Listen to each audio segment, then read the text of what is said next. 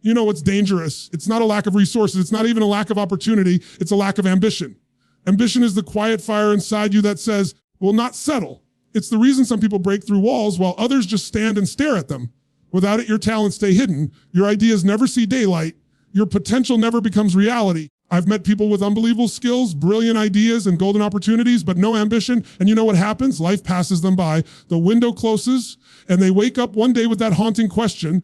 But when ambition is alive in you, it changes everything. You stop asking, what if? And start saying, what's next? You stop waiting for perfect conditions and start building your own. You stop playing small because you realize small dreams don't inspire the giant inside you. Today, I want to challenge you, not just to listen, but to feel. To remember that deep hunger you once had for something more before life told you to be realistic. Because if you listen closely, that hunger is still there. And if you follow it, your life can transform in ways you can't even imagine yet. By the end of this talk, you won't just understand what ambition is. You'll feel it pumping through your veins, ready to pull you toward a future so big it scares you. And trust me, that's exactly where you need to be. So, are you ready to reignite the fire? Let me tell you something. Ambition isn't just a nice to have quality. It's not some motivational poster on a wall or a feel-good phrase people throw around. Ambition is oxygen for your dreams. It's the breath that keeps them alive when everything else in your life tells you to quit. Without it, even the most beautiful vision dies in the dark. With it, you can turn something that only exists in your mind into something you can touch, feel live, share with the world. Here's the truth most people don't realize. Vision by itself doesn't move you. It excites you for a moment, maybe even gets you talking about it to friends or posting about it online, but then life happens. Distractions show up, problems arise, comfort creeps in, and that vision, if it's not fueled by ambition, starts to fade. That's why you see people say, I had big dreams when I was younger. You know, life got in the way. Life just didn't have enough ambition to keep that vision alive. Ambition is what turns someday into now. It's the reason someone with the same 24 hours, the same challenges, the same setbacks can rise while others stay stuck, because ambition won't let you sleep on your potential. It keeps you up at night thinking of ways to make it real. It wakes you up early, not because you have to, because you can't wait to take another step toward it. When I talk about ambition, I'm not talking about a selfish hunger to just get more, have more, and keep more. Talking about a force that moves you so deeply that you start creating opportunities, not only for yourself, but for everyone connected to you. When ambition takes hold, you start looking at problems as puzzles. You start seeing obstacles as invitations to grow. You start realizing that the gap between where you are and where you want to be is not something to fear. It's something to conquer. And you know why ambition is so powerful? Because it makes your vision non-negotiable. Think about that for a second. Most people treat their goals like suggestions. It'd be nice if I could lose some weight. It'd be nice if I could start a business. It'd be nice if I could get that promotion. But nice doesn't change the world. Nice doesn't make history.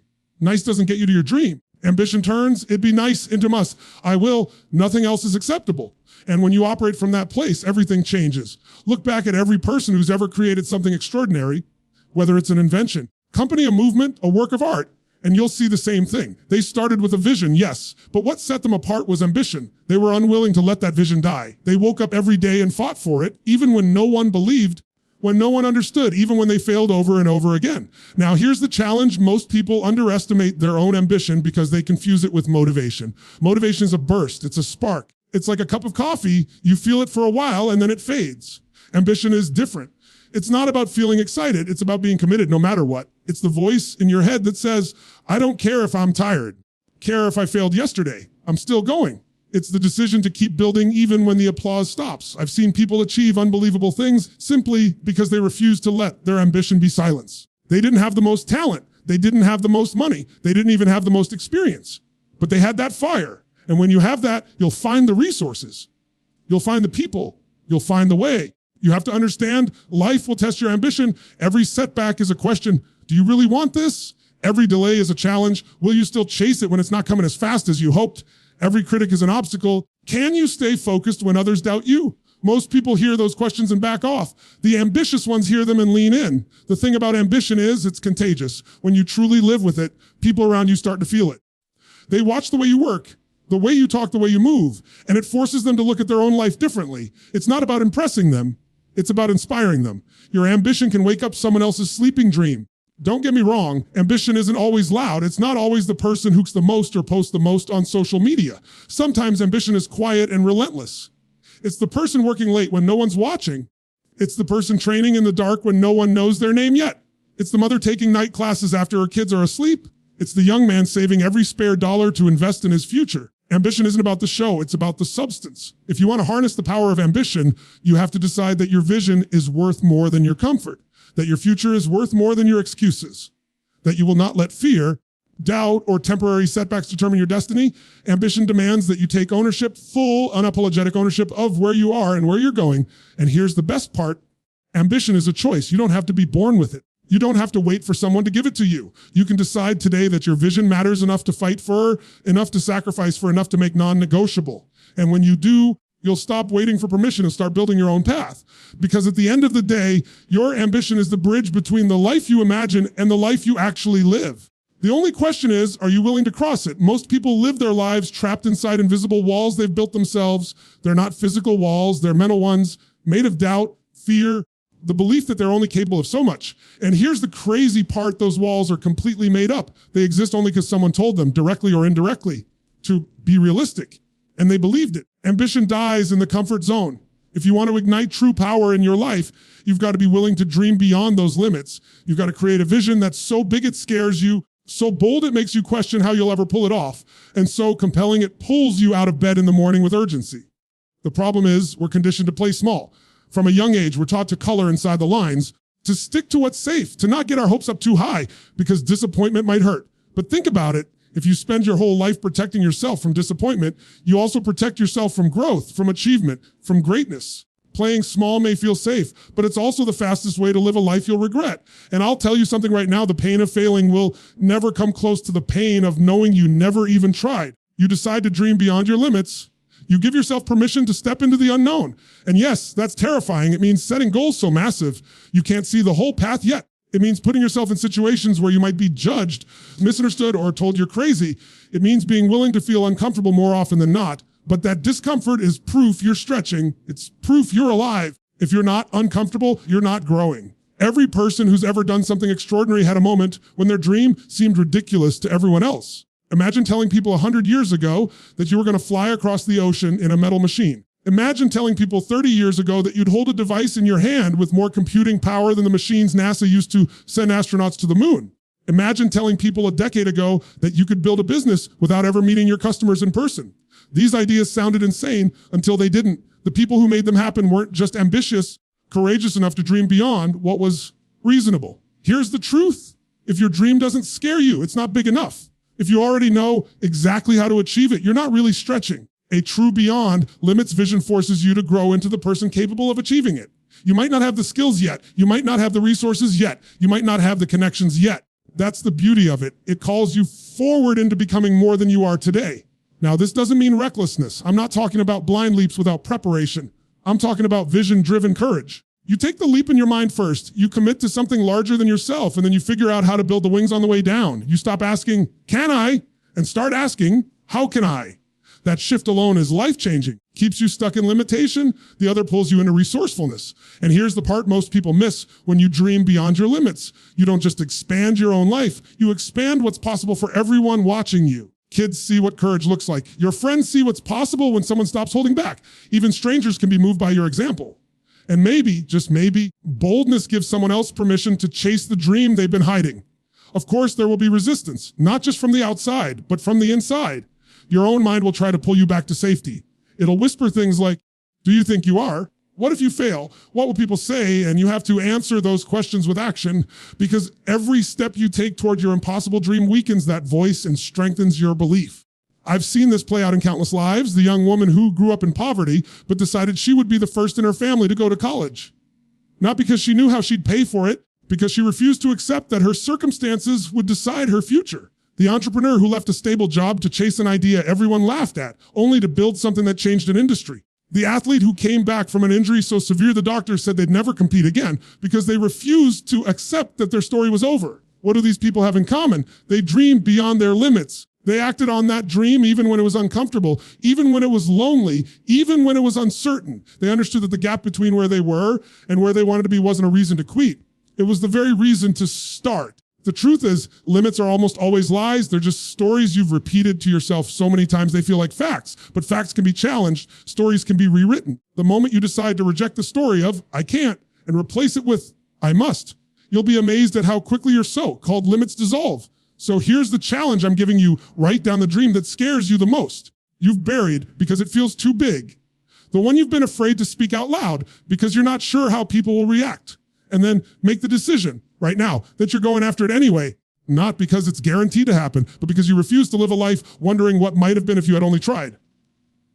Because when you dare to dream beyond your limits, you stop living inside someone else's version of what's possible and you start creating your own. Ambition on its own is like a high performance car without fuel. It looks powerful, it feels exciting, but it won't take you anywhere. That's where discipline comes in. Discipline is the fuel that keeps ambition alive when the initial excitement fades, when things get hard, and when progress feels slower than you want it to be.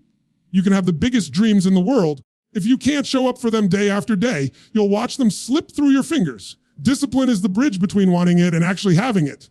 The thing about discipline is, it's not glamorous. It's not the part people post on social media. It's not the moment when you're on stage or cashing the check or celebrating the win. Discipline is the work you do in the dark when no one is clapping, when no one's watching, no one even knows you're grinding. It's setting the alarm early and getting out of bed when you'd rather stay under the covers. It's staying focused on the task at hand when distractions are calling your name. It's following through on your commitments even when your emotions are trying to pull you in 100 different directions. Motivation is a feeling. Discipline is a decision. That's the difference. Motivation comes and goes. One day you feel inspired, the next you don't. If you rely only on motivation, you'll work hard when you feel like it and do nothing when you don't. But discipline doesn't care how you feel. It cares about what you committed to. It's about keeping your promises to yourself, no matter what. And if you can't keep your promises to yourself, how will you ever convince yourself or anyone else that you're capable of more? There's a misconception that disciplined people have it easier, that they're somehow naturally wired to love the grind. That's not true. No one loves every single moment of the work it takes to reach their dreams. No one wakes up every day thrilled to do the difficult, boring, uncomfortable tasks that success demands. The difference is that disciplined people do it anyway. They've trained themselves to act in alignment with their goals instead of their moods. They've built habits so strong that skipping them isn't even an option in their mind. Here's something important: discipline compounds over time. The little decisions you make daily stack up into massive results. Skipping a workout today might not make a difference tomorrow, but do it often enough and you lose your health. Spending recklessly 1 month won't ruin you, but do it consistently and you'll destroy your financial stability. The reverse is also true. Showing up every day for your goals, even in small ways, builds momentum so strong it becomes nearly impossible to stop you. Discipline isn't about one big heroic effort. It's about the steady, relentless march toward what you said you wanted. But discipline doesn't just keep your ambition alive, it also protects it. Without discipline, you'll burn yourself out chasing every new idea, every shiny distraction. You'll waste energy starting things you never finish. Discipline forces you to focus, to prioritize, to put your resources where they matter most. It's the difference between scattering your effort in 1,000 directions and channeling it like a laser beam toward the result you want. You also need to understand that discipline is built, not found. You don't wake up one day suddenly more disciplined than you were yesterday. You train it the same way you train a muscle.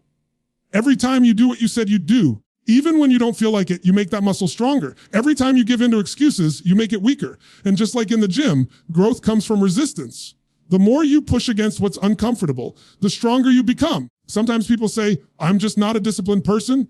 And I tell them, no, you've just been practicing the wrong discipline. Because make no mistake, you already have discipline. You might be disciplined at hitting the snooze button, disciplined at checking your phone the moment you wake up, disciplined at watching hours of TV every night. Discipline isn't only about doing the right things. It's about what you've trained yourself to do consistently.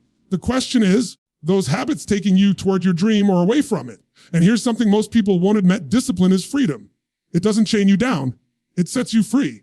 When you have the discipline to manage your time, your health, your money, your focus, you gain control over your life. You're no longer at the mercy of your impulses, other people's demands, or your own excuses. You get to decide how your day goes, not the other way around. That's power. That's freedom. Your ambition meets your discipline, magic happens. The days you feel on fire, discipline helps you channel that energy productively. The days you feel drained, discipline keeps you moving forward anyway. Over time, this combination makes you unstoppable, because while everyone else is stopping and starting, you're still going, you're still building, you're still creating momentum. I've seen people with incredible talent fail simply because they couldn't stay disciplined long enough to see their dream through. And I've seen people with average skills rise to the top simply because they never stopped showing up. That's the real secret: showing up over and over, no matter what. The world will test you, distractions will tempt you, and your own emotions will try to sabotage you. But if you can master yourself, you can master your results. So you've got to make a decision. Will you live at the mercy of your moods, or will you live in alignment with your mission? Because discipline isn't something you practice only when it's convenient. It's the backbone of your ambition. the structure that holds your dream together when life tries to pull it apart. And when you commit to it fully day after day, no matter what's happening around you, you discover that the gap between where you are and where you want to be gets smaller, not because life got easier, but because you got stronger. Failure is one of the most misunderstood experiences in life. Most people see it as the end, proof that they weren't capable, weren't ready, or weren't meant to succeed. But failure is not the end, it's feedback. It's a teacher. It's the universe's way of refining you into the kind of person who can handle the very thing you're chasing. The difference between people who achieve greatness and those who don't isn't that one group never fails. It's that one group knows how to use failure as fuel instead of letting it become a full stop. Ambition, real ambition, puts you in situations where failure is almost guaranteed at some point. You'll take risks that don't work out. You'll make decisions that cost you time, money, energy. You'll put your heart into something and watch it collapse in front of you. When that happens, you have a choice. You can treat it as the reason to quit, or you can treat it as the reason to come back stronger. The truth is, ambition and resilience are inseparable. Without resilience, ambition burns out the moment things go wrong, but with resilience, ambition actually gets stronger after every setback. You stop fearing failure because you realize you've survived it before, and you came back smarter, sharper, more prepared. Think about it. Every time you've failed in the past, you've learned something. It might have been painful, it might have been messy, but you gained clarity. You figured out what didn't work. You uncovered a weakness you could strengthen.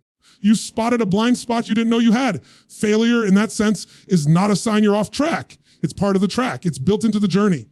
But most people don't last long enough to see that. They hit one wall and assume the road is blocked forever. They take one rejection and decide they're not cut out for it. They face one loss and convince themselves it's a permanent one. That's not how ambition works. Ambition says, okay, this didn't work. Now what's the next move? Ambition treats every breakdown as an opportunity for a breakthrough. And here's the truth that will set you free. The path to anything worth having is paved with failures. There's no way around it. Every champion, every leader, every innovator you've ever admired has been knocked down, sometimes more times than you can imagine. They've been embarrassed, doubted, laughed at, underestimated, and they kept going. Not because they didn't feel the sting of failure, but because they refused to let that sting define them. Resilience isn't about pretending you're not hurt. It's about refusing to stay hurt. It's about getting up even when your pride is bruised, your heart is heavy, and your mind is telling you to stop. It's about deciding that no matter what happens, you will not let this be the moment your story ends. I've seen people turn their biggest failures into their biggest breakthroughs. The entrepreneur who lost everything and came back to build something even greater because they finally understood the value of systems. The athlete who suffered a career-threatening injury and used the recovery time to rebuild their body and their mindset, returning better than ever. The artist who had their work rejected over and over until they found the one person who believed in them, and that one connection changed everything. What these people have in common isn't luck. It's the ability to absorb the blow, learn the lesson, and keep moving forward. That's resilience. And it's built in the moments when it would be easier to walk away, but you choose not to. Here's where most people get it wrong. They think resilience means going through failure alone, toughing it out without help.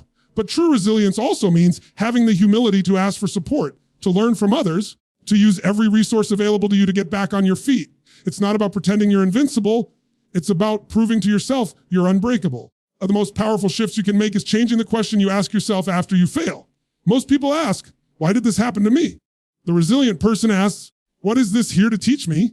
That one shift turns failure into training. It stops being personal and starts being purposeful. And here's something else you need to understand. Sometimes failure is the best possible thing that could happen to you, even if it doesn't feel like it in the moment. Sometimes it's the only thing that can break your attachment to a strategy that isn't working. Sometimes it's the wake-up call you need to stop cutting corners or stop settling for average effort. Sometimes it's the universe's way of redirecting you to something better than what you were chasing in the first place. When you see failure through that lens, you start to trust the process more. You stop thinking you have to get everything right the first time. You start understanding that every setback is simply shaping you into the person who's ready for the success you're building toward. You start walking into challenges with a different kind of confidence, not because you're certain you'll win, but because you're certain you can handle whatever happens. And that's the secret. When you remove the fear of failure, ambition becomes limitless. You stop holding back. You stop playing safe. You start taking the kinds of risks that actually lead to breakthroughs. You operate from courage instead of caution. You realize that the worst case scenario failing isn't really that bad if you know you can rise from it. So the next time you fall flat, the next time you're rejected, the next time you pour everything into something and it falls apart, remember this, that moment is not the end of the story. It's just one chapter. And you're the one holding the pen. The people you surround yourself with will either accelerate your ambition or suffocate it. It's that simple. You can have the clearest vision, the strongest discipline, and the deepest resilience, but if the voices around you are constantly pulling you down, questioning your goals, or settling for less, it's only a matter of time before their mindset becomes your mindset. Human beings are wired to adapt to the environment we're in. If you stay in an environment that normalizes mediocrity, you will eventually start lowering your own standards without even realizing it. Think about it. Your energy, your beliefs, your habits, they're all influenced by the people you spend the most time with. If you hang around people who are always complaining, you'll find yourself complaining more. If you're surrounded by people who make excuses, you'll start justifying why you can't push harder. But if you're around people who challenge themselves, aim high, who take bold action, you'll naturally start raising your own standards just to keep up. You'll feel pulled forward. That's the beauty of surrounding yourself with growth-minded people. They make you uncomfortable in the best way possible. They make you realize you're capable of more. They don't let you settle. They see the version of you that you sometimes forget to see yourself, and they hold you accountable to becoming that person. But here's the hard part. Sometimes that means you have to let go of people you care about, at least in certain areas of your life. You might have friends you've known for years, people who are kind and loyal, but they're not pushing themselves. They're not moving in the direction you want to go. And if you're not careful, their pace will become your pace. That doesn't mean you cut them out of your life completely. It means you limit how much influence they have over your decisions, your mindset, and your future. This is where many people struggle because it feels selfish to distance yourself from people who have been there for you. But the truth is, you can love people and still refuse to let their limitations become yours. You can care for them without adopting their habits, their fears, their excuses. Protecting your ambition isn't selfish. It's necessary. When you start surrounding yourself with the right people, you'll notice a shift. Conversations change. Instead of talking about what's wrong, you start talking about what's possible. Instead of asking, why can't we? You start asking, how can we? Ideas start flowing. Momentum builds faster. Even on days when your own motivation is low, the people around you keep you moving because that's just the culture you're in. And this isn't just about people who are more successful than you. Yes, it's important to have mentors, coaches, and role models who've already achieved what you want because they can shorten your learning curve. But it's equally important to be around peers who are in the trenches with you, pushing toward their own goals and holding you accountable to yours. There's a power in having people who are growing alongside you. They get what you're going through. They celebrate your wins, and they remind you you're not alone when things get hard. On top of that, you also want to surround yourself with people you can pour into. When you mentor others, when you support their growth, it actually strengthens your own ambition. It forces you to stay sharp, to lead by example yourself to the same standard you're encouraging in them. Growth-minded relationships aren't one-way streets. They're exchanges of energy, knowledge, and belief. Now, here's something to think about. You don't always have to know these people personally for them to influence you. In today's world, you can surround yourself with growth-minded voices through books, podcasts, videos, online communities. You can literally curate your environment by choosing what content you consume, what conversations you engage in, and what examples you follow. If you can't find people like this in your immediate circle, start building that circle intentionally, even if it's virtual at first. Over time, those connections can turn into real, powerful relationships. Of course, when you level up your environment, not everyone will understand. Some will accuse you of changing, of thinking you're better than them. They'll try to pull you back into the old patterns, not out of malice, but because your growth makes them confront their own stagnation. And you have to be ready for that. You have to be willing to keep moving forward, even when it means outgrowing certain relationships. This is where your ambition will be tested, not in the moments when it's easy to surround yourself with the right people, in the moments when you have to choose between staying comfortable with the wrong ones or stepping into the unknown to find the right ones. Choosing the right environment can feel lonely at first. But that loneliness is temporary. It's nothing compared to the regret of staying stuck because you didn't want to outgrow your circle. If you look at anyone who's achieved extraordinary success, you'll notice something. They all talk about the importance of their environment. They credit the people who pushed them, challenged them, believed in them, and refused to let them settle. They didn't try to climb alone.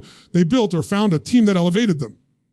Your environment is either an anchor or a sail. Anchor will keep you tied to the same spot no matter how hard you row. A sail will catch the wind and carry you farther, faster than you could ever go alone. And the best part is you get to choose which one you're attached to. So ask yourself, in your life is a sail, and who is an anchor, who's pulling you forward, and who's pulling you back? And most importantly, what are you going to do about it? When you live with real ambition, it doesn't just change your life, it changes the lives of everyone who crosses your path.